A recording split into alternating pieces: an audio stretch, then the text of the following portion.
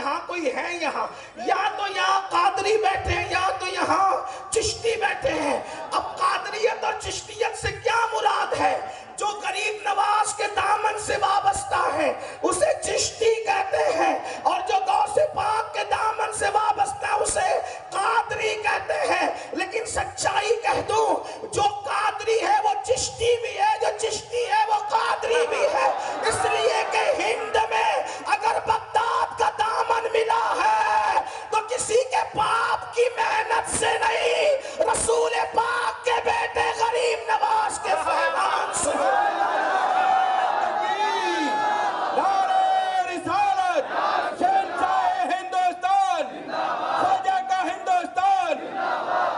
ہم چشتی بھی ہیں اور ہم قادری بھی ہیں. جب بات ہے تو پہلے میں نبی کے ہر یار کی بات کر رہی ہوں. اگر آپ کا ذہن حاضر ہے، آپ کو بس اتنا کہوں گا، میں پہلے بھی کہہ چکا ہوں، آپ لوگ سنتے رہتے ہیں مجھ سے کہ جب میں اسلائی بیان کرتا ہوں، کوئی سو رہا ہو، کوئی رو رہا ہو، کوئی کھڑا ہو، کوئی ہنس رہا ہو، مجھے کوئی فرق نہیں پڑتا. لیکن جب میں اپنے آقاؤں کو بیان کرنے لگوں تو پھر میرا دل چاہتا ہے کہ پوری محفل میرے ساتھ ہو اور سرکاروں کی بارگاہ میں خراج پیش کرے تاکہ فیضان وہاں سے ملے. اور صرف آپ ہی نہیں، میں اپنے علماء کرام کی بھی دعائیں چاہتا ہوں کہ ان کی معلومات میں کوئی اضافہ تو نہیں کر سکوں گا لیکن دعائیں ضرور وہ دے سکتے ہیں. اور انہیں بھی چپ نہیں رہنا. کیوں؟ کیونکہ جس قوم کا امام چپ رہے گا اس کے مقتدی کیا بولیں گے. یہ بات آپ کو جو وہ سمجھ آنی چاہیے. لیکن میں بات عرض کر رہا ہوں تو اپنے نبی کے ہر یار کی اب توجہ کرنا. تمہید کے طور پر انسان جیسا ہوتا ہے اس کے یار بھی ویسے ہی ہوتے ہیں. آپ کو اس کا خیال کرنا چاہیے. اس لیے کہ اگر آپ بابا فرید الدین گنج شکر کے مریدوں پر کوئی بات کرے تو بات پھر بابا فرید کے مریدوں پر نہیں ہوتی، پھر بات اور نشانہ لگتا ہے سیدھا کس پر؟ بابا فرید الدین گنج شکر پر. اگر آپ بات کرتے ہیں غریب نواز کے مریدین پر تو پھر نشانہ مریدوں پہ نہیں ہوتا بلکہ کس طرف تیر جاتا ہے؟ سیدھا غریب نواز پر. کہ یہ کیسے لوگ تھے جو اپنے مریدوں کو معاذ اللہ سنوار نہ سکے. استغفر اللہ الیاذ باللہ. یہ بات کوئی کہہ سکتا ہے، میں نہیں کہہ رہا ہوں، لیکن الحمدللہ تاریخ اٹھا کر کے پڑھیں. غریب نواز کے مریدوں میں کوئی ایسا نہیں ملتا، غریب نواز کے یاروں میں کوئی ایسا نہیں ملتا جس کو آپ گالی دے سکے، اس کے کردار کو گالی دے سکے. کیوں؟ اگر سچے چشتی ہو تو دل پر ہاتھ رکھ کر یہ بات کرنا، کیا غریب نواز کی سیرت میں یہ بات نہیں لکھی ہوئی ہے کہ سرکار غریب نواز اکثر آنکھیں بند کر کے بیٹھا کرتے تھے؟ راجستھان میں بات کر رہا ہوں، غریب نواز کے پڑوس میں یہ شہر ہے، اس لیے توجہ فرمائے. غریب نواز ہر وقت آنکھیں بند کر کے بیٹھے ہوتے تھے، ہر وقت آنکھیں بند کر کے بیٹھے ہوتے تھے، ہر وقت آنکھیں بند کر کے بیٹھے ہوتے تھے.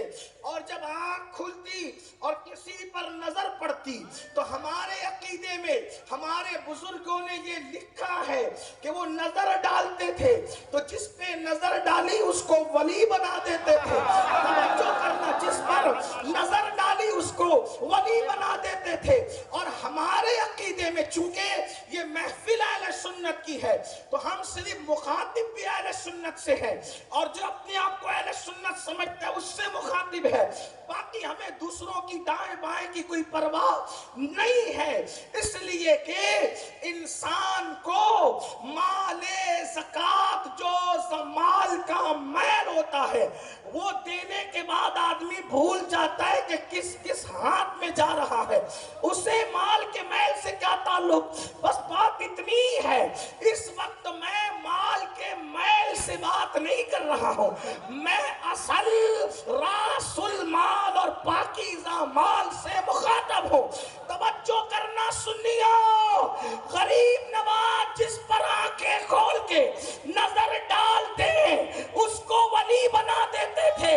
اور جب کوئی ولی ہوتا ہے تو اہل سنت کے عقیدے میں وہ معصوم نہیں ہوتا مگر محفوظ ضرور ہوتا ہے. محفوظ اسے کہتے ہیں گناہ کر سکتا ہے، ممکن ہے، مگر ہوتا نہیں، کیونکہ پر اپنی حفاظت کی چادر ڈال دیتا ہے. اگر اس کو سمجھنا ہے تو یوں سمجھ لے, جب کوئی ولی بنتا ہے, توجہ کرنا, اب میں 4 یار کو پڑھنے سے پہلے تھوڑا آپ کا ذوق دیکھنا چاہتا ہوں کہ آپ کس طرح کا ذوق رکھتے ہیں. اللہ پاک حدیث قدسی میں بخاری شریف کی حدیث میں فرماتا ہے, میں اس کی آنکھ ہو جاتا ہوں, اس کے کان ہو جاتا ہوں, اس کی زبان ہو جاتا ہوں. تو ہم نے یہ معنی نکالا کہ دیکھنا اس کا ہوتا ہے, قوت اللہ کی ہوتی ہے, یہی تو معنی ہے. اور بیان کرنے والے بیان کرتے ہیں, مگر حدیث علم ہے بغیر کنارے کا سمندر. اب اللہ ولی کے لیے کہہ رہا ہے, میں آنکھ ہو جاتا ہوں, مطلب اللہ آنکھ ہو جاتا ہے تو اشارہ مل رہا ہے کہ تو اپنی آنکھ سے پاپ کر سکتا ہے, مگر خدا جس کی آنکھ بن جائے وہ ان آنکھوں سے پاپ نہیں کر سکتا. تو اپنے ہاتھوں سے پاپ کر سکتا ہے, مگر خدا جس کا ہاتھ ہو جاتا ہے وہ ان ہاتھوں سے کبھی پاپ, جرم اور ظلم نہیں کرتا. اسی پر آپ سمجھ لو تو ولی غریب نواز اپنی نظر سے جسے بنا دے وہ محفوظ عن الخطا ہو جاتا ہے. میں نے پوچھا یہ غریب نواز کون ہے, تو کہا نبی کے بیٹوں کے بیٹوں کے بیٹوں کے بیٹوں کے بیٹوں کے بیٹوں کا بیٹا ہے. تو جب بیٹوں کے بیٹا کی نظر میں اتنا اثر ہے, جس پہ ڈال دیا اس کو محفوظ عن الخطا بنا دیا. تو جب بیٹے کی نظر یہ ہے تو نانا محمد رسول اللہ کی نظر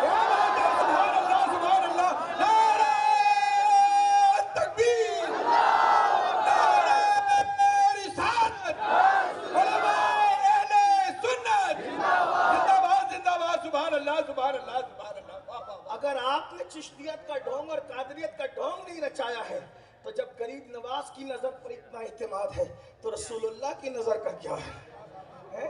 پھر حضور کے صحابہ کی, کیونکہ صحابی نظر رسول سے ولی بنا, غریب نواز کی نظر ہے ولی بنا. ایک بات اور عرض کر دوں, کچھ لوگ نہیں انہوں نے تو ایسا کیا تھا. میں نے کہا وہ مجھے بھی پتا ہے, لیکن اگر تو قادری ہے تو سن.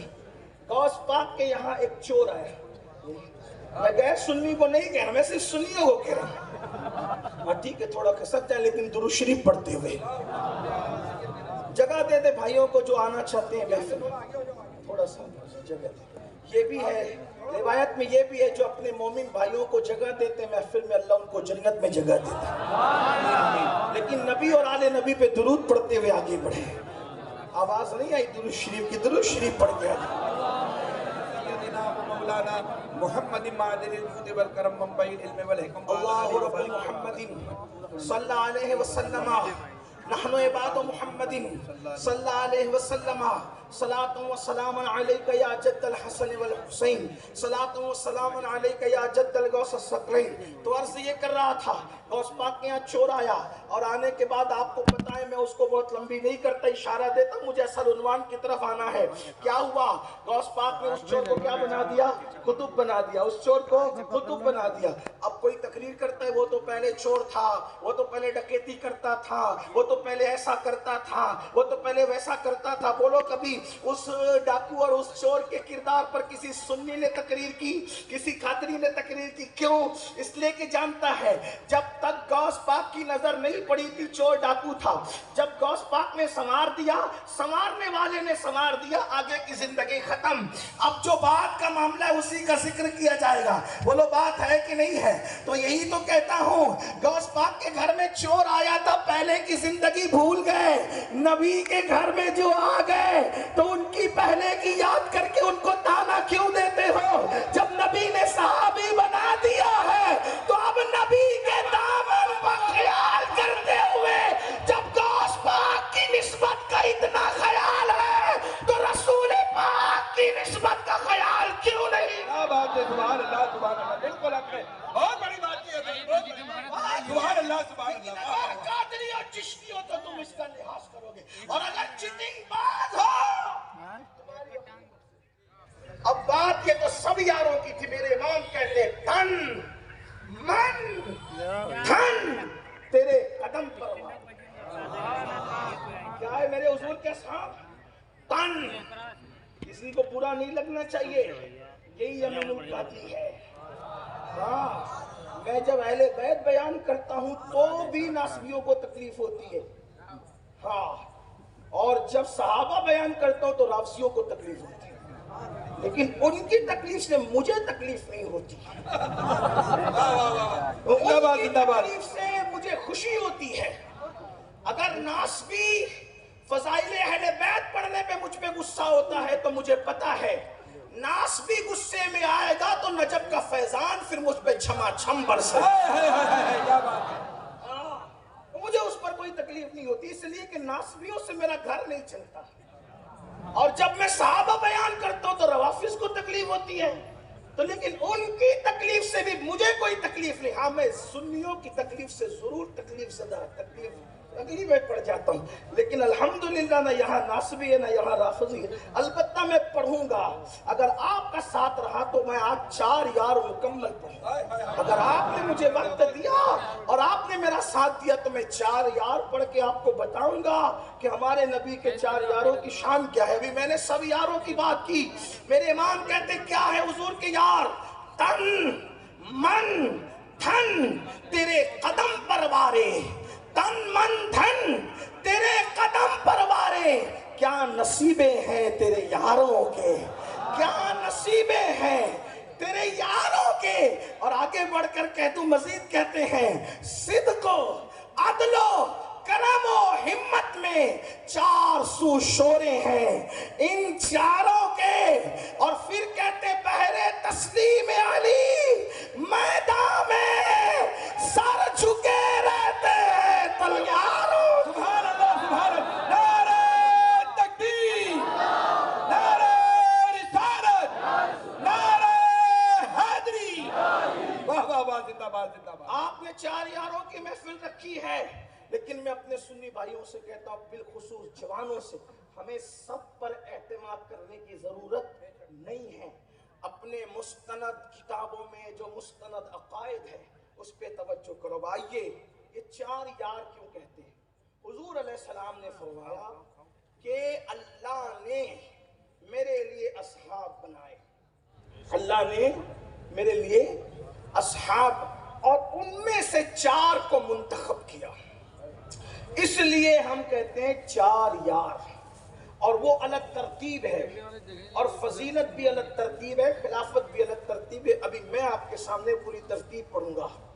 سب سے پہلا نمبر ہے افضل البشر بعد الانبیاء بالتحقیق سیدنا ابا بکر صدیق رضی اللہ تبارک و تعالی.